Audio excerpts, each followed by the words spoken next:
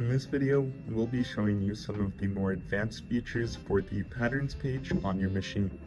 To begin, we'll first need to navigate over to our patterns page. To do so, we'll click on our menu icon down on the bottom right hand side, and we'll select the pattern page, which will be the second from the left on the top of our panel.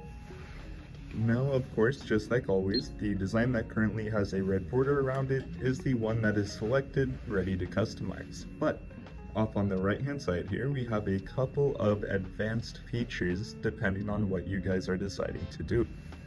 The magnifying glass up at the very top will take the design I currently have selected, and it'll give me a blown up kind of mock stitch view of how the design will look, along with the design name, the stitch count, how many colors, and the size of the design. Right underneath, we have a lock icon, which will allow me to lock very important or special designs into place. Once I click on my lock icon, I'll need to select whatever design it is that I want to lock into place.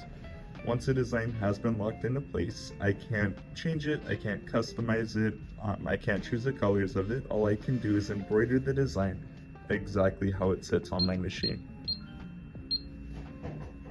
Right underneath that, it would be my eraser tool. With my eraser tool, I can select either individual designs, or if I need to clear out an entire folder, I'll select all, and it will select or highlight every single design in this one folder for me to delete. If, for whatever reason, I don't like the current name of the design, let's say X Appy, I don't like the name for it, with it selected, I'll click the ABC pointing over to the DEF icon, and that will allow me to change the name of the design directly on my machine. Right underneath our name change option, we have these two roses. This will allow me to make an exact replica of whatever design I currently have selected. That way, if I have a design that's going on a, let's say, a white hat and a black hat, rather than me having to constantly change the colors, I can have one design set for my white hat and the other design set for my black hat.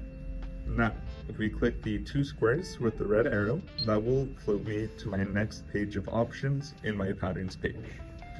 Up at the very top, the design with a USB will mainly be useful if you have numerous happy machines. What this option will do is, for the design I currently have selected, this option will make a copy of this design and pull it out onto a USB in TAP file format. TAP file format is the Happy exclusive file, so once I pull it back out to a USB, I can only load that design onto another Happy Japan machine.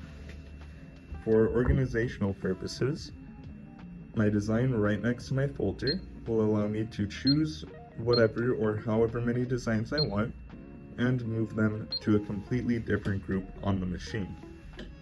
That way I can start organizing by hats, shirts, customer, anything such as that.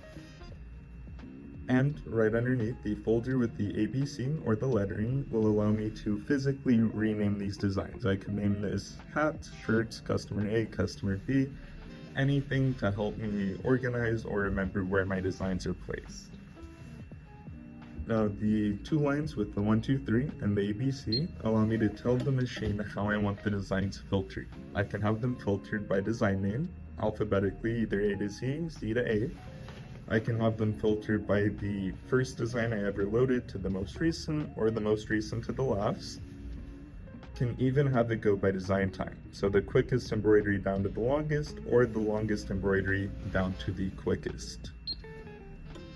The cone of thread, simulating a thread break, this will mainly be useful for people who digitize their own designs. When we select it, it's going to show us, for whatever design we have selected, our last 30 thread breaks and on what stitch that occurred on.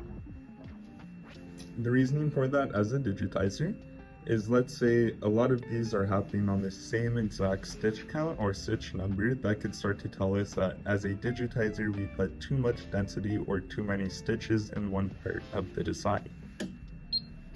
Now, if we click these two boxes one last time, this option up at the very top will allow me to re-download these 100 factory designs, so I can delete these guys at any time for space reasons.